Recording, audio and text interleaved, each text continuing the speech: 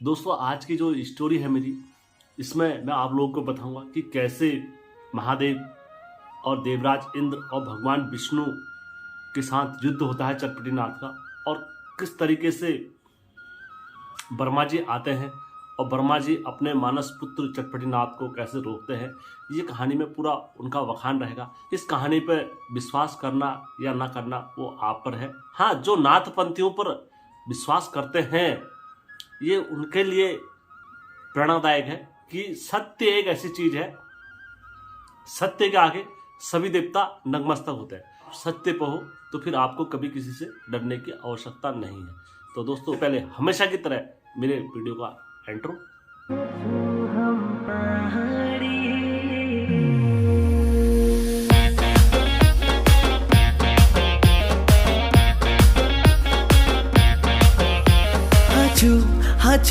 हाचू हम पहाड़ी।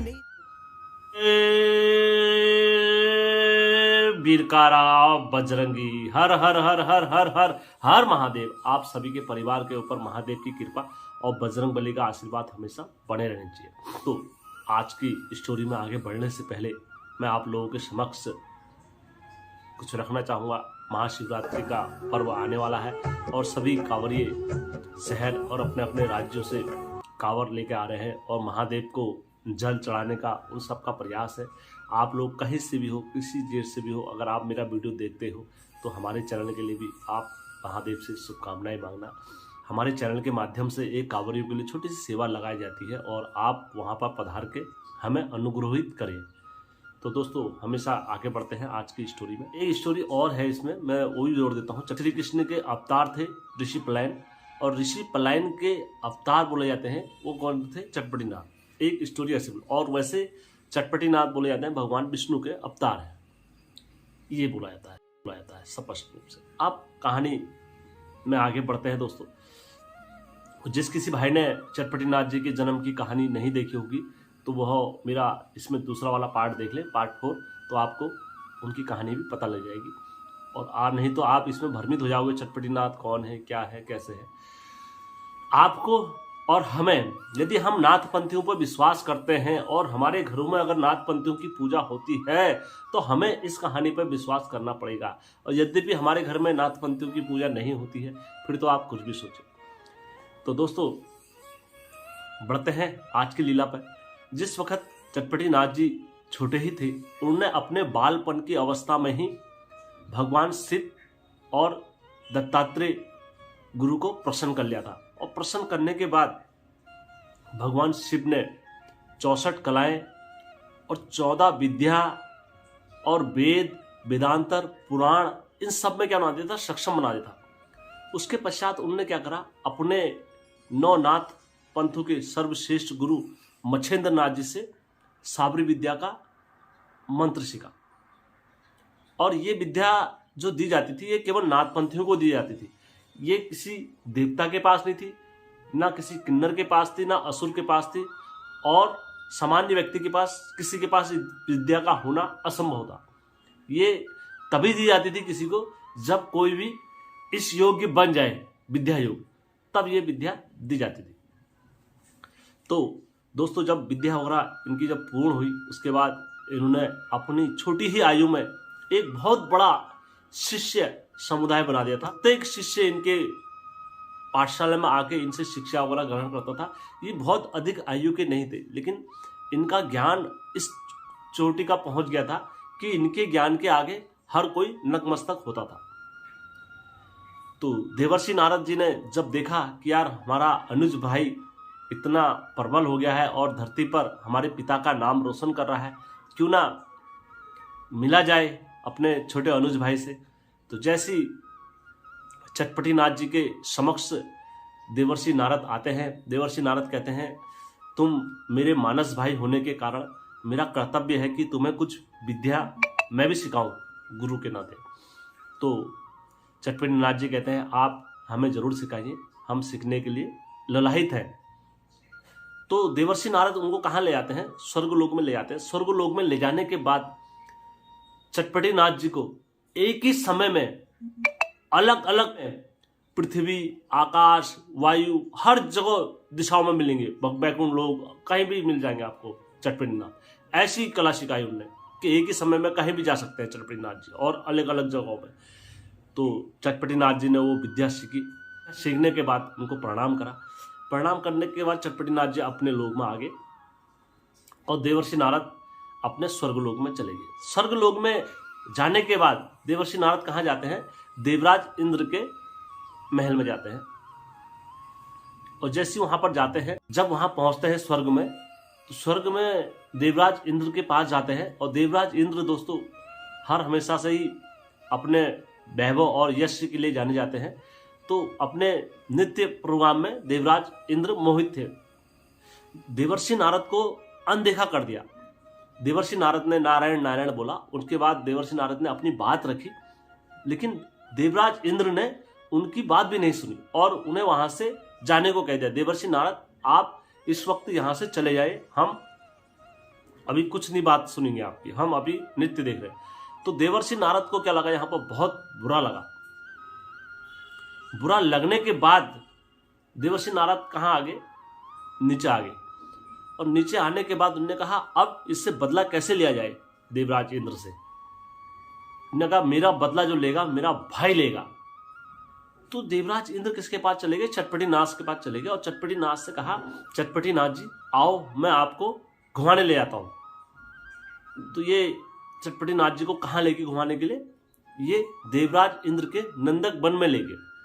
और उस वन में क्या होता है, कभी भी किसी को आने की अनुमति नहीं होती है। और देवराज इंद्र का जो गढ़ रहते हैं वहां पर, उनका पहरा हर हमेशा वहां पर बना रहता है। देवराज नारद और चटपटी महाराज जी वहां पर पहुंचते हैं बाबा।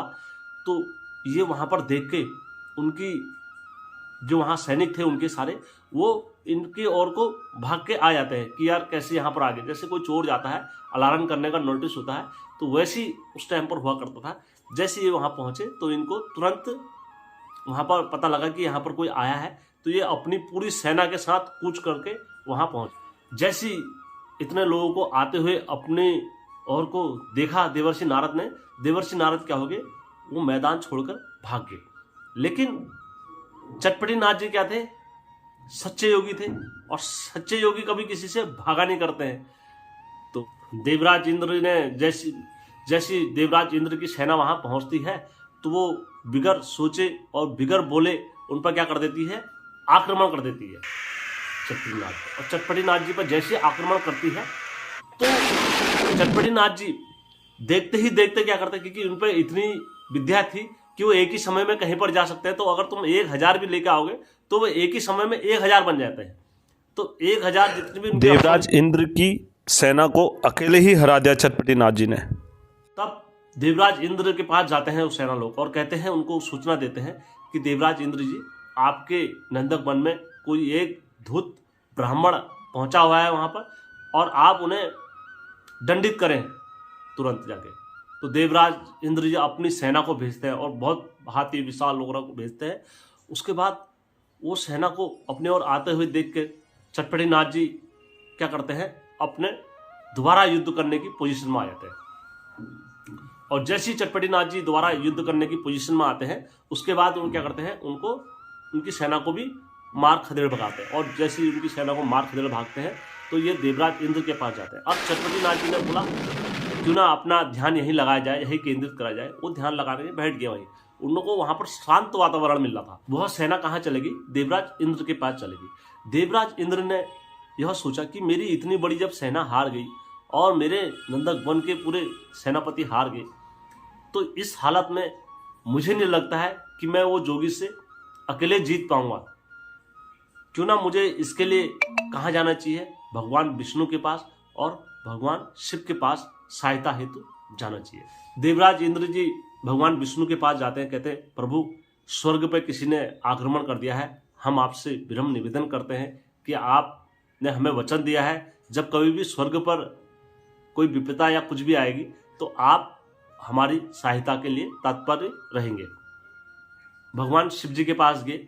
उन्होंने कहा प्रभु आपने हर हमेशा देवताओं का साथ दिया है, मैं आज भी आपसे अनुरोध करता हूं कि आप अपनी सेना को लेकर वहां आए और एक जोगी ने हमारे वहां आक्रमण करा हुआ है, आप उनको दंडित करें। तो दोस्तों महादेव भी तथास्तु कहते हैं मैं आऊँगा। दोस्तों ये महादेव भगवान विष्णु और ये क्या कहते हैं अपने वचनों से बंधे हुए हैं, अपना वचन दिया है। फिर सत्य गलत तो अलग चीज़ है, लेकिन वचन जिसे देते हैं तो एक बार वचनों के अधीन हो जाता है हर कोई। और ऐसे मैं ये नहीं कह रहा हूँ, इससे पहले भी कई बार बाणासुर को और अन्य अन्य देवताओं को महादेव वचन दे चुके हैं कि कभी भी तुम्हारे प्राणों की रक्षा आएगी तो आप मुझे पुकार लेना, मैं आऊँगा। तो उसी प्रकार यहाँ पर देवताओं को वचन दिया हुआ था। तो अब देवराज इंद्र ने क्या करा, अपनी पूरी सेना लेकर कहाँ पड़े, नंदक वन को पहुंचे। पूरी सेना लेकर आए, हाथी गज वगैरह सब लेकर आए और आगे वज्र लेके सबसे आगे देवराज इंद्र पहुंचे।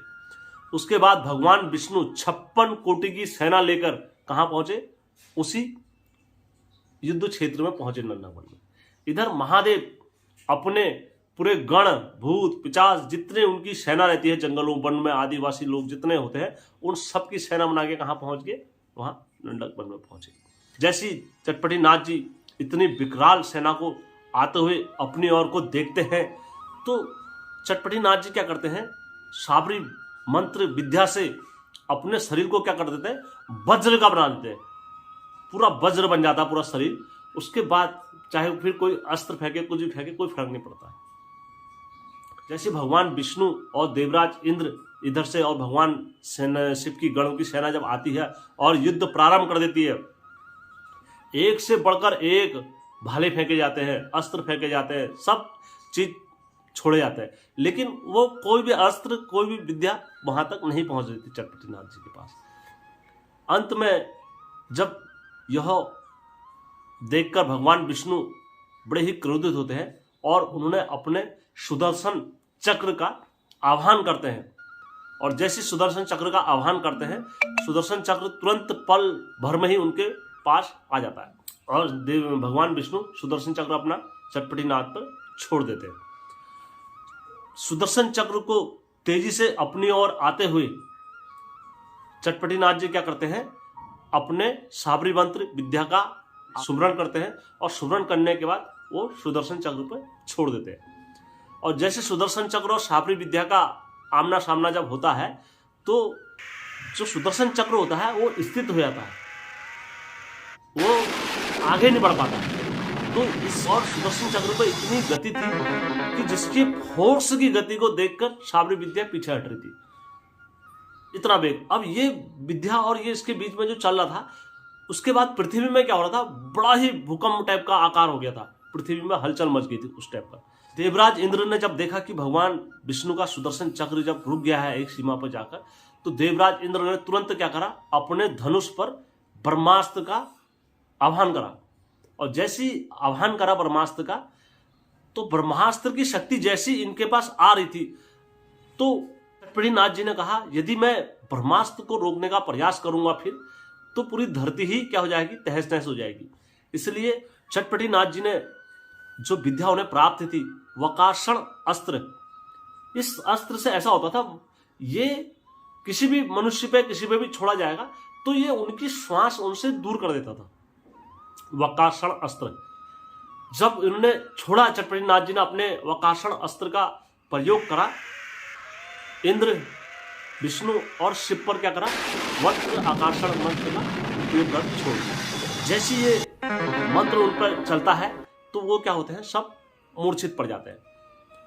और जैसे वो मूर्छित पड़ते हैं तो सृष्टि में क्या मच जाता है, हाहाकार मच जाता है कि यार महादेव जी मूर्छित पड़ गए, भगवान विष्णु मूर्छित पड़ गए और इसे बच्चे ने मूर्छित कर दिया। पूरी धरती में हाहाकार मच जाता है। और जैसी ये बात कहाँ पहुंचती है, ब्रह्मलोक में ब्रह्मा जी के पास पहुंचती है, तो ब्रह्मा जी तुरंत युद्ध क्षेत्र में आ जाते हैं और चटपटी नाथ जी को आदेश करते हैं कि तुम मेरे मानस पुत्र होने के बाद और देव कार्य हित में सहयोग करो और इन्हें तुरंत अपने मंत्र से आजाद करो।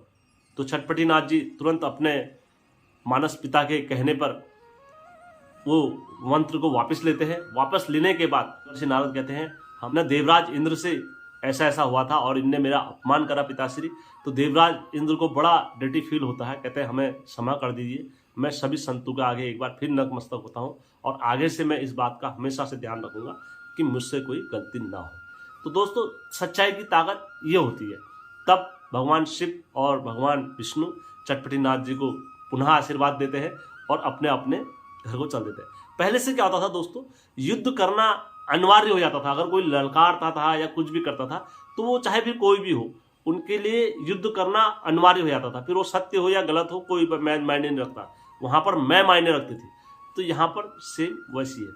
चटपटी नाथ जी सच्चे थे और सच्चाई पे दोस्तों आज भी हमारे पहाड़ों में इसका उदाहरण मिलता है। अगर आपके घर के अगर भूत या भूतनी अगर सच्चे मार्ग पर होगी और सच्चाई के धर्म पर आई होगी तो फिर किसी की ताकत नहीं है कि वह क्या कर दे, उनको युद्ध क्षेत्र में हरा दे।